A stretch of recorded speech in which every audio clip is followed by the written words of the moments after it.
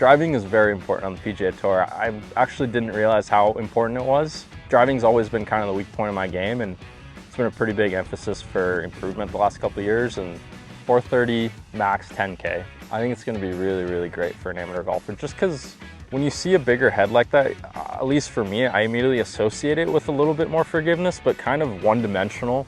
I actually played a Max for a couple events, and it's just so forgiving and so straight, and this one is even more so, but it has the benefits of not losing a little bit of speed, which I did with previous Maxes. So right off the bat, it's pretty crazy that you can have that extra forgiveness and not lose any speed and still feel like, you know, the forgiveness is crazy good.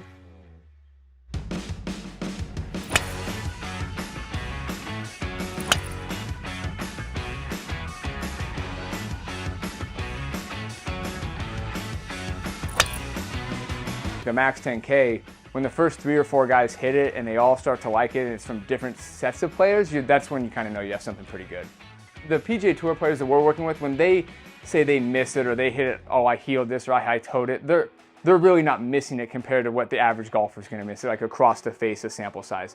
So as you expand how you're hitting across the face, that's where the average golfer is really going to see the benefit. Now, their ball speed, let's say, is 150 in the middle.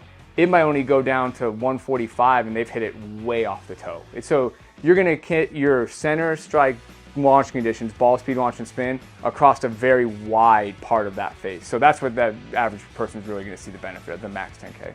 The other thing that we see is a reduction in curve. So like Sahith Theegala hit it today and he likes to hit cuts. Well, he was still able to move the ball and it still cut when he wanted it to cut, but instead of cutting 5 to 6 yards, it cut 3 to 4. And then his miss is a right miss, and that shot, instead of going 20 yards right, maybe went 15 yards right. So across the board, you're gonna see a reduction in curve across all your shots. Your draws will draw, but they'll draw a little bit less, and then your big misses are just gonna be much tighter. Hit the new G430 Max 10K. What I was very surprised by was how forgiving it was, but also how fast it was. The ball speeds were very high.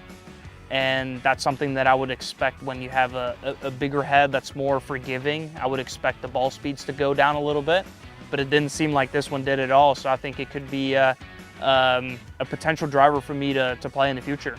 It's all about how good your miss hits are, and that's why I've loved the PING drivers, because they're so forgiving and with the distance that it gives you as well. So I think this new driver could be very exciting, and I think that is something that most people need to have that thought in their minds. How good are the miss hits? I think this club is going to be really big. It's pretty shocking how forgiving it is, really. I don't strike the center of the face as much as I want to, and I'm getting away with it. So I think for an average golfer who can't get as many practice reps in and all that, it'll be life-changing.